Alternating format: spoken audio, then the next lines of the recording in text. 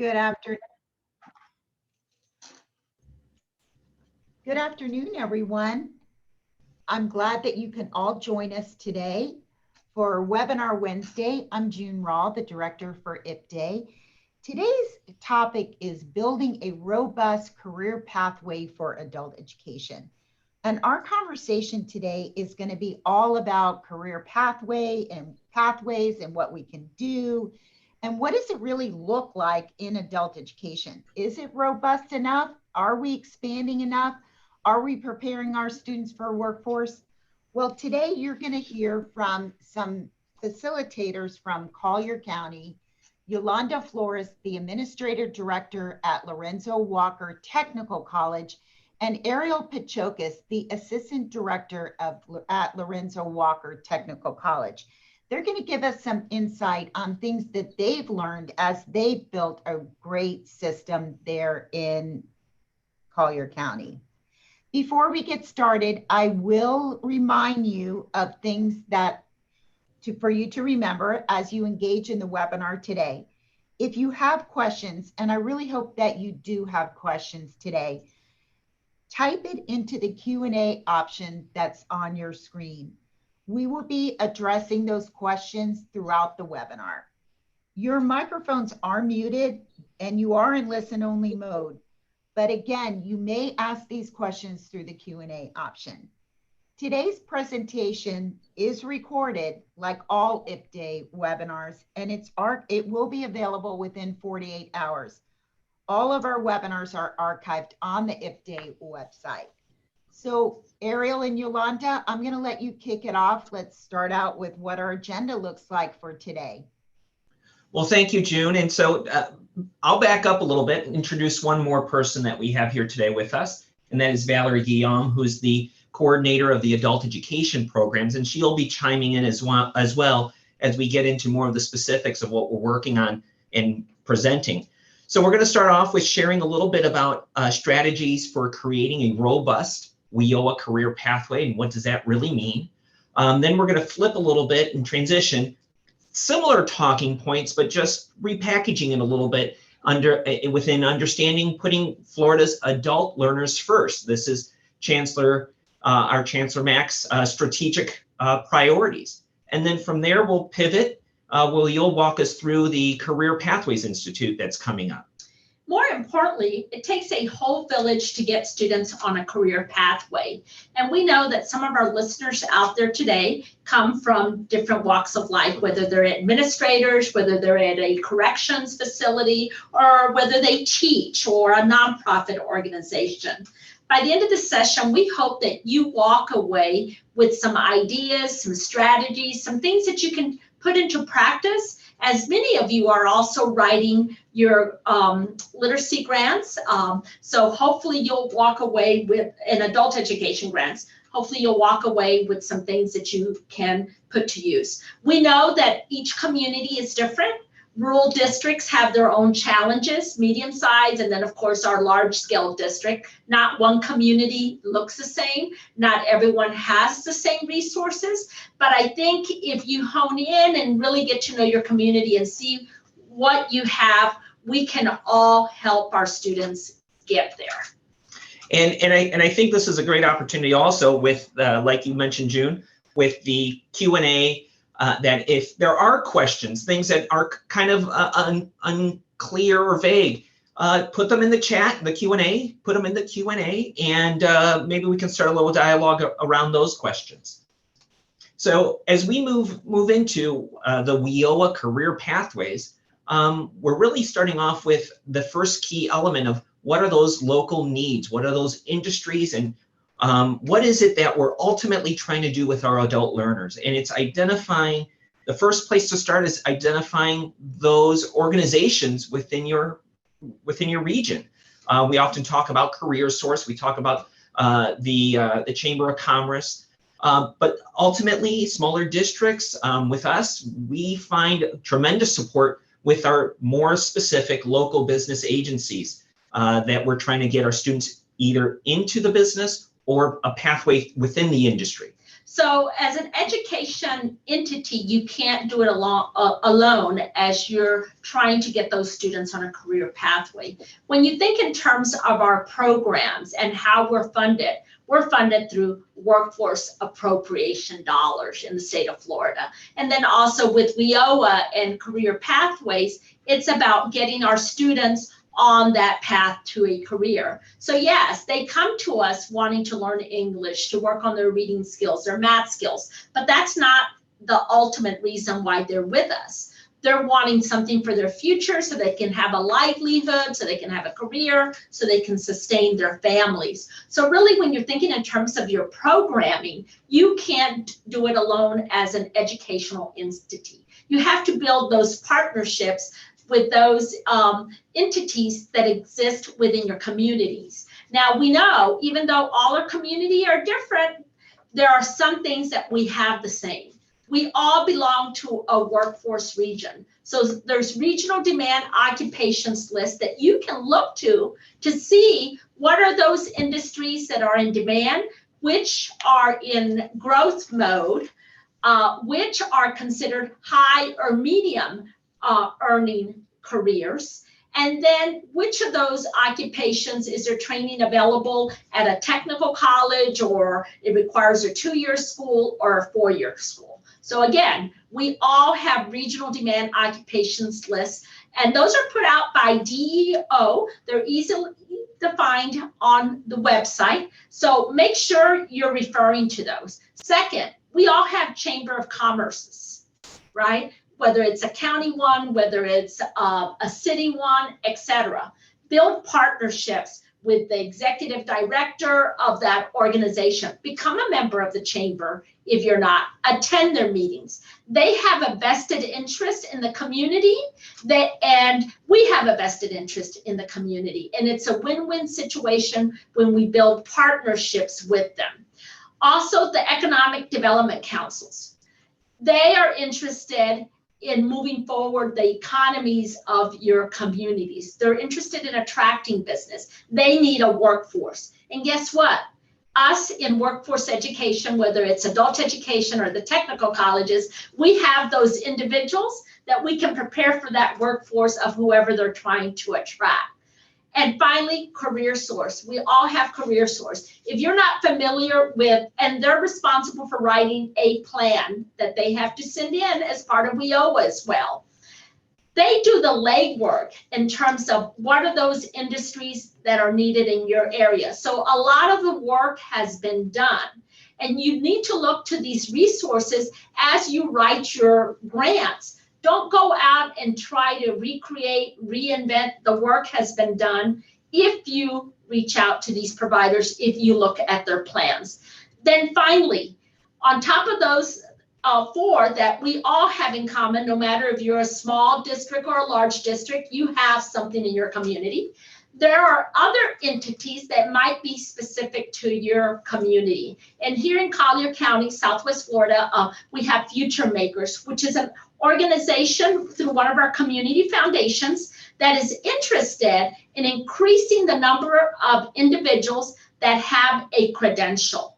We also have the Southwest Regional Technology Partnership that is interested in increasing training for individuals interested in the IT field. So look to your communities and see what community partners you have over there. Now, and use them to your benefit. Some successes that we have had here in Collier County working with our business partners that have really helped our adult education students is the Chamber of Commerce. Working with them, we were able to secure a $250,000 grant from the Richard M. Schultz Family Foundation that allowed us to set up short-term training programs in IT, in auto service tech, in AutoCAD. And so using those funds, we try to attract some of our adult students to also enroll in those programs. And the beauty of it, that there was no cost to the adult student because the grant paid for the tuition and lab fees. Future Makers also was one that every year for the past 3 years has given Collier County Public Schools $20,000 for our adult ed students to help meet needs that might arise that prevent them from attending school, such as if they have transportation issues, we can buy them a bus pass or get them a gas card. If they have childcare issues, we can possibly pay for a few weeks of childcare. So use them as resources to help you write the plan, and then also to help you leverage some funding that you need for your adult ed students. And so again, Yolanda already made reference to it, but these would be, this is where you would start the conversation and also your writing process as you're working on parts A, B, C, and D of your grants. So then we get into really what we're trying to do. And that's really about, we've always worked on academic skills, but we're doing a lot more than that. And that's the expectations. If we're in this business for all the right reasons, then the reason our students come to our programs, to our adult education programs, isn't for the fun anymore. It's really for how do we get to that end goal? How do I increase or improve my employment outcomes? How do I improve my paycheck at the end of the day? And so it's really about creating those pathways, different options for the students for both coming into your programs, but also exiting your program with specific end goals and end results. So we're talking about academic skills. We're talking about contextualizing instruction.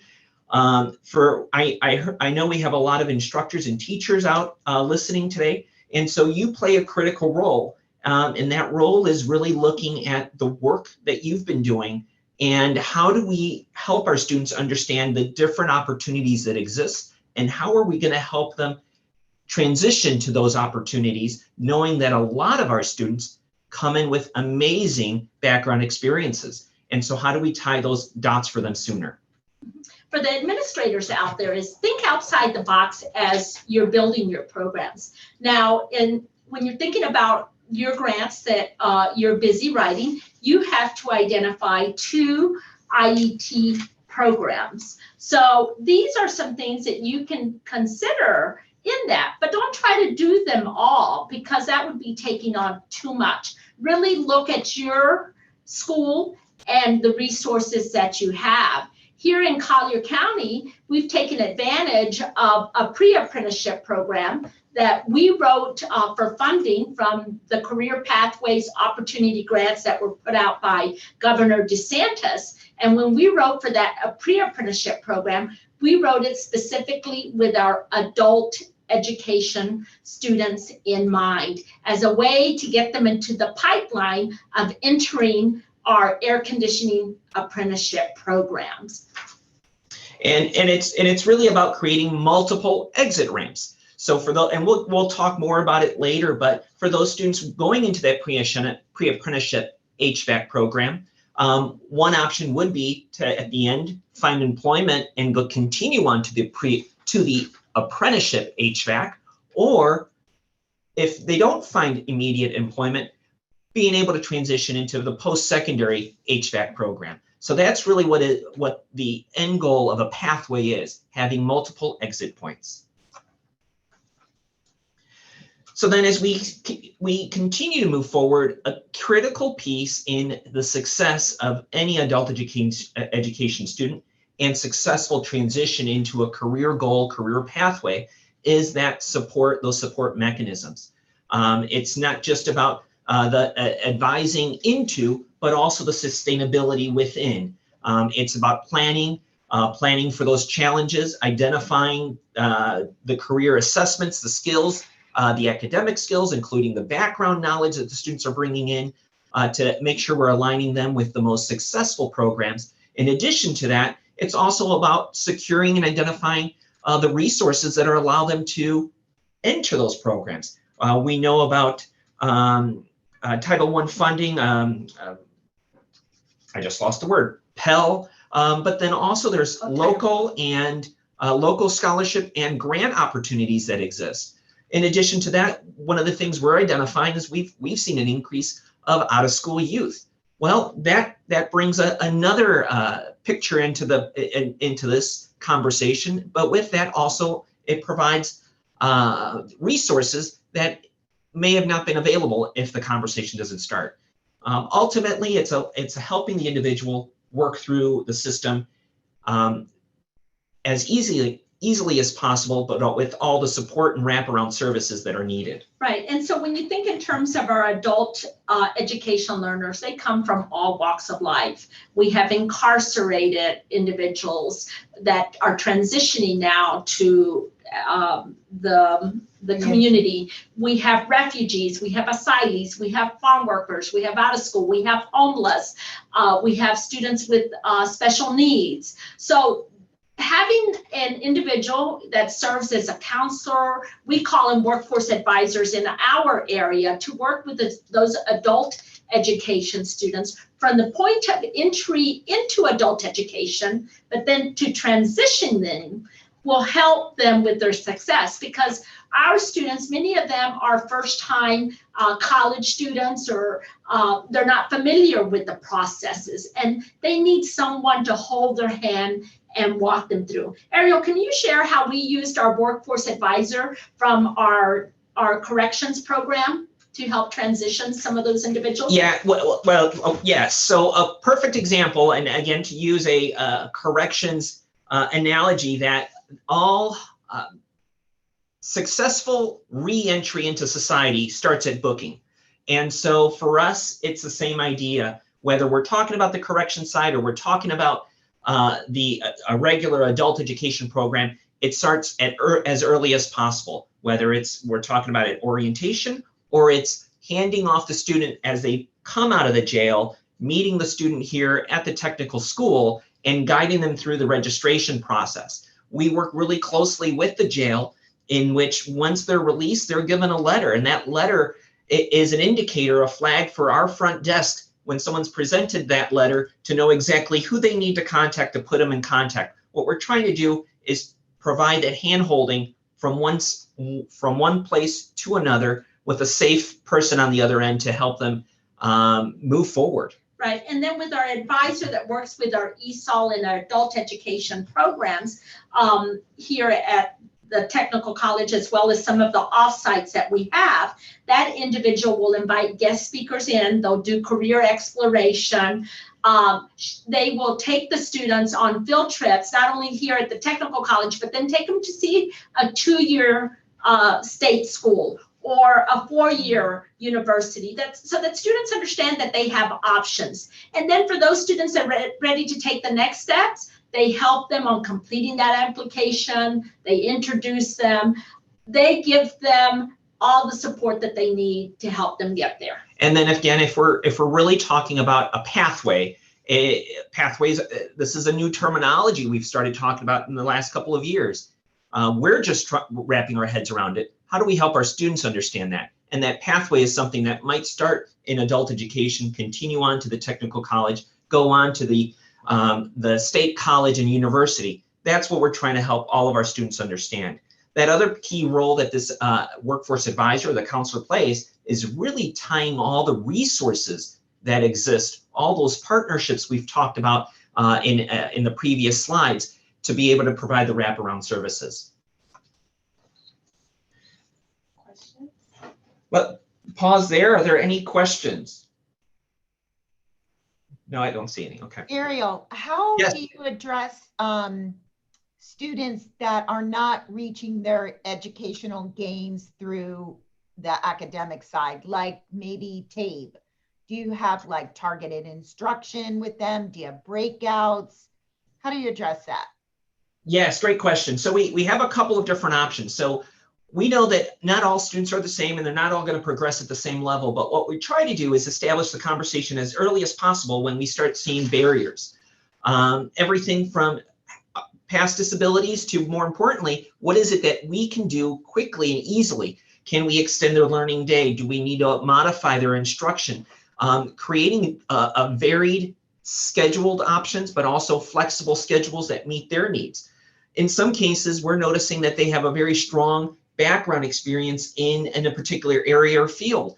Do we need to transition them into those technical trainings programs so that we don't lose that student because they're not making the academic progress that we would like or they would like, but instead really building the interest and the energy in one area while still continuing to build the academics?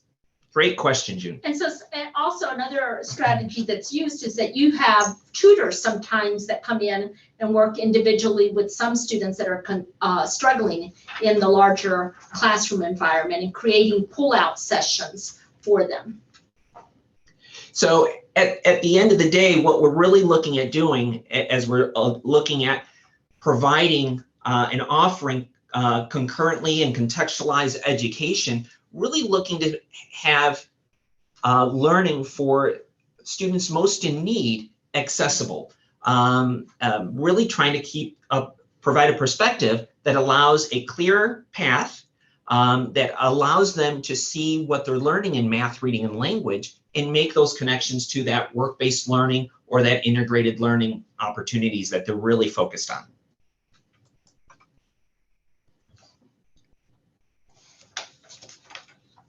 So one of the key pieces, and we kind of talked briefly about this with June's question, and that was, how do we organize our programs to meet the varied needs and that ultimately accelerate learning for the students? Flexible programming, creative scheduling, providing opportunities with job shadowing, internships, shadowing within the technical programs, just being able to walk across over to the campus and see what the automotive program would look like, or see what the nursing program would look like. Identifying and assessing prior learning, prior educational knowledge, but also background knowledge. And then ultimately, something that some of us are familiar with, and that's dual enrollment in a secondary level. Well, let's talk about it in an adult perspective. What does dual enrollment look like? Is it possible? And what do we need to do to make it more accessible? A lot of us, due to the pandemic, we've done a lot more with virtual instruction. Now we have a tool there that we can leverage to continue to push the student forward with adult education, math, reading, and language, but while at the same time freeing their schedule up to move forward into technical training. And one of the ways we've been able to do that here in Collier County is that we have a very robust high school dual enrollment program. And so with our adult education, we've identified specific individuals. Usually they're younger, that do not have some of the commitments that our older adult population has. And what we'll do is we'll mirror their schedule with a high school dual enrollment, so that a high school student who is enrolled in, let's say, auto service technology for half the day, and we have an adult student that's interested in that half-day programming, we will put them on that same schedule. So that half day is spent on the technical college side of the house. Then the other side, the other half day, that student goes back into adult education. And we've had success. Again, we're not talking about hundreds of students doing this. You have to identify that right individual, that this type of programming works for them, and that they have time to be able to do that, because it is a big commitment. And one of the questions that we always get asked, well, how do you pay for that student if that student is not eligible for Title IV funding? And again, we've worked very hard here in Collier County to secure scholarship dollars and make that available to the students. Also, as director of the technical college, I'm able to waive a certain percentage of tuition and lab fees. So if I run out of scholarship funds, which that's rarely the case, then I always have that I can look to in order to pay for that individual so that they can attend school. Also, it's about building those relationships with that student, because in building those relationships, that student will share things about themselves that will allow you then to provide services that they need. We have many examples here where, through conversation with the student, we found out that the student previously, when they were in high school, had an IEP. Well, they self-disclosed. That starts a conversation then, well, are you familiar with vocational rehabilitation? And again, we have 2 full-time individuals on our campus that work not only with the technical college students, but also with the adult education students to help refer them to voc rehab and walk them through that process as well, because that process going through voc rehab can be very overwhelming for our students. And if they have someone that can help them through, they'll be able to get those services that they need to help them be successful in school. And then obviously in working closely with CareerSource, one of their main targeted audiences are the out-of-school youth. And so really identifying and helping those individuals, those students, one, make the connections with CareerSource, but two, then make the connections of what do you want to do once we get our GED? Where are we going? Or how quickly can we start this as we keep moving towards our GED? So as we keep moving forward on this pathway, one of the big pieces are those, in a new terminology we've been hearing, a buzzword is credentials of value. And what does that look like? And that will vary from region to region, area to area, and program to program, because it's really about your local needs. It's working closely with those regional organizations to identify what is it that your students, their employees need to be, one, employable, be successful, be able to climb that career pathway or that career ladder within the organization. Even at our jail program, we've implemented, we've been doing it for a few years now, a very simple but credible and important credential of value, which is the Florida Ready to Work credentials that allow students to progress from a bronze to a silver to a gold and a platinum, demonstrating the level of skills that they're able to bring to an organization. But again, it varies from area to area. Well, also, this is, I think, the biggest challenge for many providers, really, what are credentials of value, right? And when we look at some of the most recognized, like practical nursing or ASC certification and industry certification, or a degree or a post-secondary certificate, we're familiar with those. But how can we identify those stackable credentials of value? Or how can things be chunked out so that our adult learner can progress through? Just know that Chancellor Mack has put together a work group of individuals from throughout the state of Florida to have these ongoing conversations about credentials of value and identify some that will be applicable beyond of those that we traditionally know. Because I think that's the biggest challenge sometimes with our adult education students. How do we chunk things out so they can do little pieces at a time, since their plate might be filled with so many other things that they have?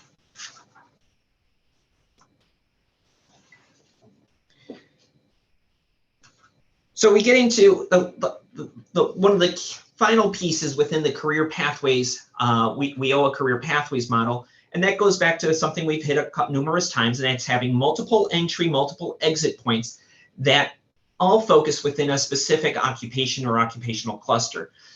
So what does that really mean? And so in our world, we've started maybe 2 years ago with a Health Bridge program. And that Health Bridge is exactly what it sounds. It's an entry point for our second language learners to come in, explore the different options in nursing that exist within our programs here.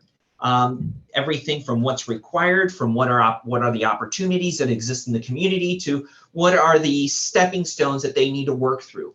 From there, we kind of transition them into, and this is all while they're working on their language skills, the reading and the math skills, transitioning into the IET in home health aid.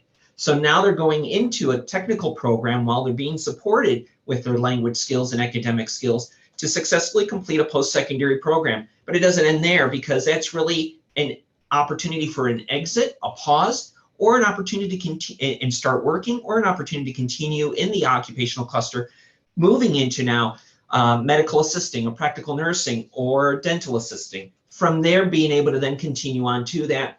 Again, we're talking about pathways. Continue on to a registered nurse at the local college level. This is really what we're looking for. So I think as you're writing your grants, this is a critical piece for you to identify what is that career pathway that you're going to focus on, and really create that graph so students can see what they can accomplish in an ESOL class, let's say a GED. Then from there, what are they going to do for their next step? whether it's a short-term certificate, and then how that might then eventually lead to someone that's interested in a 2-year degree and a 4-year degree. And examples like this occur both in the automotive industry, construction industry, all the way even into the IT industry. So the opportunities are there. We just need to look at what is that component that's most viable in our area. Right, and it can't be dead end. It's not a job. It's not dead ends. It's career pathways. Questions? So before we transition into the 4 strategic priorities, are there any questions? June, do you see any questions out there? I don't see any question. Oh, well, I do now. I see a question. How do you promote and market these pathway features to student candidates in areas? Website pages, flyers? How do you really market and promote this? Great question. So those are examples of places to start. Website, flyers, but we've taken it even to the point of marketing it with our workforce development board. We take it at orientation. When a student first comes and starts learning about our English classes, we're already also talking about our pathways, because it's no longer just about English anymore. So it's really tying into all of those, and then also your industry experts. Well, but also it comes back to building those relationships with students, because sometimes people see it out there on Facebook, on the website, but our students sometimes think that is beyond their reach and it's not for them.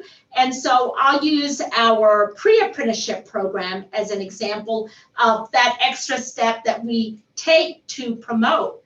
We go and do presentations in each one of the classrooms and basically outline what the program entails, right? What it will lead to. We will then have students, if they're interested in taking a tour of the HVAC program, of the air conditioning program, or any other program, take them there. So having those information sessions and giving students an opportunity to really hear what does that program entail, ask the questions, and then see, is this something that they can commit to, and then help them through that application process, really helps build a good cohort of students that we know they're committed on their end, we're committed on our end, and we can take them from start to that finish line. Now, again, don't attempt to do all this large scale. And whatever you build, don't think it's for everyone, because you will become overwhelmed and it will become unmanageable. Set your target. So if you decide, for example, in our pre-apprenticeship program, we said for the first round, if we get 10 students into the program, we consider that success. And out of the 10, if we can get those 9 out of 10 to the finish line, that is success, right? If we try to go and get 25 and 30 students in for something that we're starting new, you know, there's more challenges. There are things that might occur that we're not familiar with. So again, start small and do not overwhelm yourself. And again, adult education, if you don't have these resources, look to your technical colleges or your state colleges and see how can you partner. It's a win-win. When I look at the technical college side of the house, and I always like to look at prior education, I would say probably about 30% of our students in our technical college programs here at Lorenzo Walker have a prior adult education enrollment. So if we start earlier, we're going to create a stronger student that can enter technical college. So everyone has a vested interest. And then the other piece that we often forget is targeting those students who have gone through the program or are in the program to be that word of mouth. That word of mouth sales pitch of I've done this, this is where I am, this is what I'm doing, is our easiest and best form of marketing. I have an interesting question here for you, yes. Ariel and Yolanda, and it's about OCPs. So some post-secondary vocational programs have OCPs that are considered a terminal OCP, or that they are work ready and that's just what the OCP is going to do. But can you talk about that and also address maybe how are these available to use and stack onto other credentials? So a terminal OCP, basically what that means is that that student, let's say, and I think just today I was looking at a new program that we want to start possibly next year. And it's the full program title escapes me, but I think it's the Electronic Technology and Automation program. When you look at that program, there are 3 terminal OCPs. And I think one is, the first 2 are 300 hours apiece, and the last one is 150 hours. So terminal OCPs means that student could do any one of those 3 OCPs within that occupation. And let's say the student only wants to do the 150. After those 150 hours, they're a terminal completer. They can go out to the world of work and enter a career. And then let's say a year later, they want to come back and now they want to do the other OCP. They can come back and get that other OCP. And then they step out, want to come back, do the third one. Once they finish all 3, they're a full program completer. In essence, that's kind of stacking 3 credentials one on top of the other to get that full program completion. But each one of those terminal OCPs gave them the skills that they needed to enter the workforce. Okay, so they are stackable. Okay, thank you for clarifying that. One more question and then we'll move on. But how often do you offer community info sessions so that students approaching your program are clear on the emphasis? Can you talk to us a little bit about that? Yeah, so as we do our bridge programs, we offer those orientation sessions on an ongoing basis. So we have a couple different scenarios. We do it at orientation when we have students coming in for the first time. We'll do it also within our classes that are already running, because we know that we need to hear things multiple times or be made aware. Hey, remember what we talked about? This is available. It's coming up. And then we also do it in partnerships with our community. So working with the Workforce Development Board is a key player, because they're getting new individuals coming in, individuals interested in perhaps going into nursing. What a great opportunity here that has a very low, no cost entry point, but allows them for the exploration and then the transition in. Yeah, the other thing that happens that I forgot to mention earlier, that sometimes in adult education, they get individuals in reverse. It's individuals that have come to the technical college. Let's say they're interested in practical nursing, and our workforce education advisors in practical nursing might say to a student, after the student has taken their basic skills exam, and the student might be functioning at a 4th grade level in reading and math and language, etc.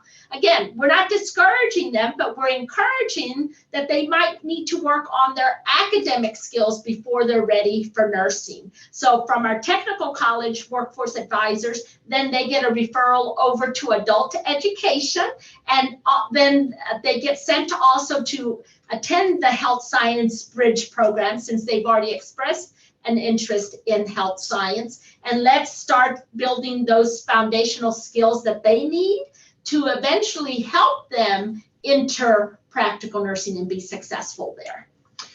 So then as we continue then, we're gonna now focusing on the 4 strategic priorities, putting Florida's adult learners first. And just as that states, the goal here is to put them where they need, and ultimately is better opportunities, better employment. The only outcome is income, for lack of a better term. And again, if you look at these priorities and look at some of the entities listed there, those are things that we've kind of addressed within WIOA. So it's almost like a crosswalk. They're speaking about the same things. Absolutely. Right? And here, another way to look at it is really talking about, how do we ensure those wraparound services? how do we ensure upon entry, upon student moving in or transitioning into a adult education program or technical program, that the support mechanisms for those most in need are in place, and when something does change or occur, that we know the resources and the partnerships within our community to best provide that support. Right. Also, for those of you that are not part of a technical college or a state college, know that your technical college partners and your state colleges that receive Perkins funding, they had to do a comprehensive labor needs assessment, which also part of that is that regional partnership. And they had to put a plan together how they were going to work together to address the needs of the students. So again, in writing this portion of your grant, look to the comprehensive labor needs assessment, look to your technical college or your state colleges. They've done the work. Now see how you can apply that work to adult education. So then in priority 2, as we talk about creating a pipeline for the states to increase opportunities, both in transitioning through post-secondary attainment or just moving right into employment. It's really looking at the multiple facets that we can create to really assist our students to get there faster. Whether it's through IET, integrated education and training within a technical program, whether it's a form of a micro credential, whether it's a IET program working with an employer, where we're providing the language and the employability skills, but also contextualizing it all within the needs of whether it's housekeeping for a specific hotel agency, or whether it's for a pathway with the sheriff's office that we're working on at the moment. And really zone in on that word pipeline. So just think, if you start with 25 students within your adult ed program that are interested in a career in health science, start with 25, build a bridge program so that they're introduced to careers, because many of them know nursing and they might know nursing assistant, but they might not know that surgical technologists exist. Medical assisting, that's a career that is in high demand across our state. That bridge program exposes them to a variety of careers, let's say, and right now we're talking about the health bridge within that. From there, that student then, you might, depending on where they're at, might go to start off at a home health aide program. And then after that, they might decide they want to do a nursing assistant program. And after that, they might decide, some of them might want to be practical nurses. Some of them might want to become medical assistants. Some of them might want to become surgical technologists. So you're building that pipeline. And even of those 25, if only 5 made it to that step of practical nursing, medical assisting, etc., that's 5 more than we had there. And some of them might have dropped off at home health aide or CNA, but eventually they can come back and continue building on that health career pathway. So in priority 3, really looking at ensuring a high quality education instruction program. And so here we're really looking at building those, targeting instruction where it's most needed, ensuring that we have all the components that support not just the student, but also the teachers in leading effective instruction. If we learned anything from COVID this past year, we learned that, at least here in Collier, we always thought we did digital literacy. It wasn't until COVID impacted us and we had to flip our classrooms virtually that we really recognized we were doing our students a disservice. Coming back, reinventing the program, we needed to start not just with our students, but with our faculty and teachers to ensure that everybody understands the level of instruction that's needed, ensuring that we're not just delivering things through a computer, but engaging students in meaningful and purposeful work, either virtually or within the class using digital literacy. Yes, that teacher support is critical. And then several years ago, we decided to invest in an instructional coach that not only works with our full-time day teachers in adult education, but also our evening part-time teachers. And, you know, sometimes people are reluctant because that instructional coach doesn't produce instructional hours, right? They do not have students in seats. They're there to support the teacher. However, the outcome is if you have high quality instruction, it will lead to retaining students, students wanting to come back, stay in your program. So ultimately, it will lead to instructional hours because you're retaining those students. So that teacher support is critical. Don't cut it short. It is critical. And again, if we're going to focus on effective instructional programs, we need to also ensure that we have creative scheduling, different program offerings like we've talked about before. We talked about PD, but we often talk about PD, professional development for instruction. We sometimes forget of a critical, I often say, our frontline individuals, our support staff, having professional development for them to ensure they have a clear understanding of everything that is now going on, that we're building, that we're creating, because they're the ones that are often going to be the ones that students come to first and ask the question or ask the challenge or what else can I do? And they're the ones that are going to help lead that front line moving forward. Right. And then finally, I know there's a lot of small program providers out there, and you'll probably say, I don't have the resources to do all that. Get to know individuals across the state, neighboring counties, who has created things, who can share things that you can use in your program. Work together, because ultimately it's not about county lines, it's not about schools, it's about that student and how can we all work together to make sure that that student is successful. So then we get into priority 4, and that's all about incentivizing, measuring, and supporting effective programs. And if we are going to address this at a local level, for us, it started with, at the very bottom, tightening our program procedures, ensuring that we don't leave any opportunity missed for our students, and that might be at registration or at testing, but also looking for the opportunities that allow us to keep pushing students forward before we lose them. This also entails, monitoring program outcomes. What are those outcomes? What are those intentional outcomes that you have? Are we monitoring the right ones, or are we monitoring just the engagement of an area or two?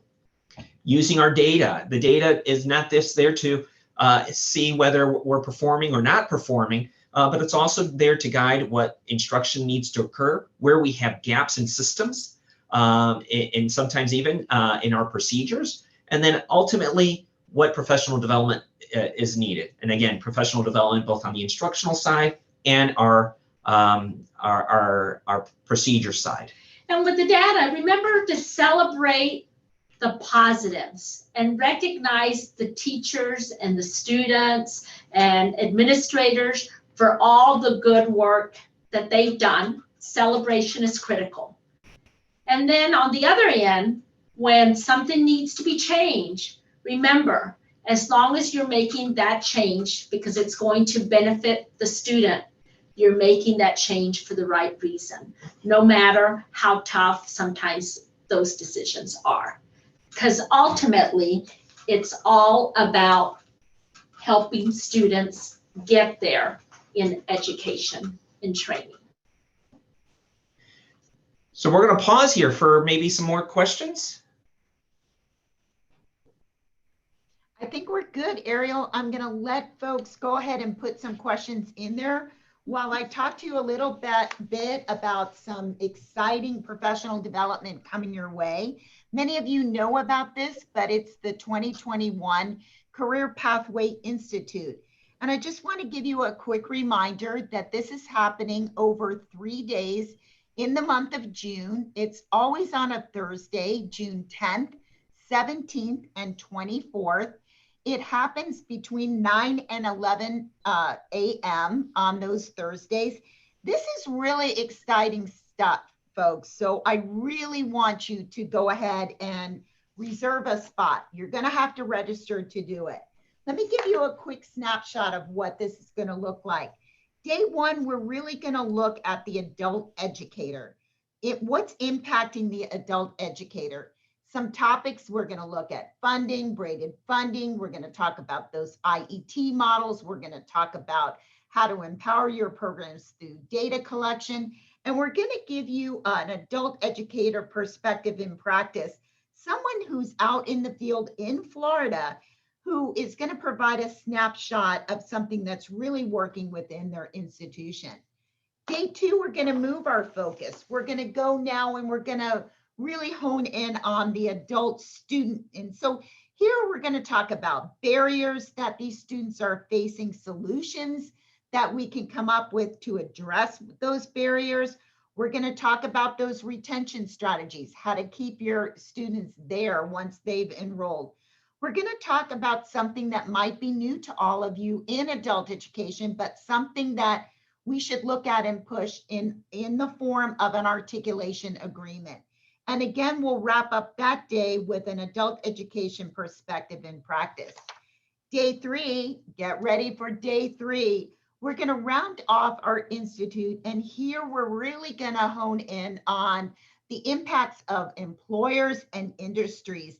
This is really a critical part of building a career pathway system. You've got to have those industry partner relationships. You have to look at this power of apprenticeship and pre-apprenticeship programs. We really need to look at career and workforce support opportunities and what you can do to, like Ariel and Yolanda have spoke a lot about, that collaborative effort of working together.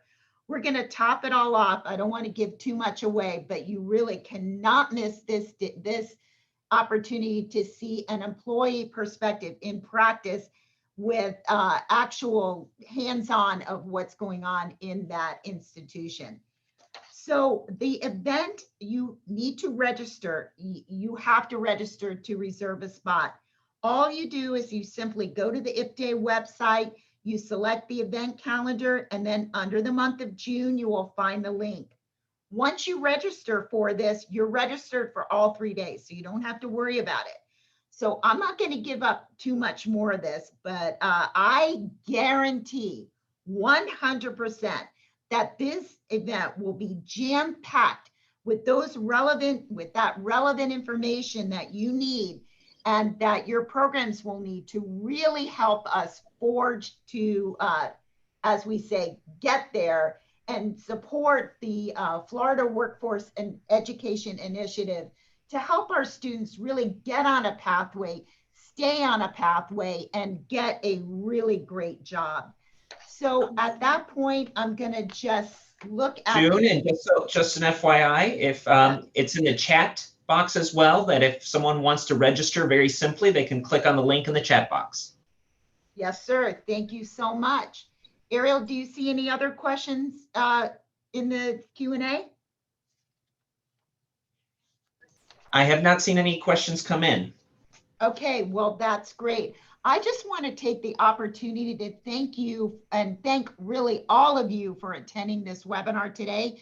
But I especially want to shout out a big thank you to Yolanda and Ariel. You've really helped us walk through these priorities and given us some really solid strategies to look at and really tap ourselves to really look at what we can do.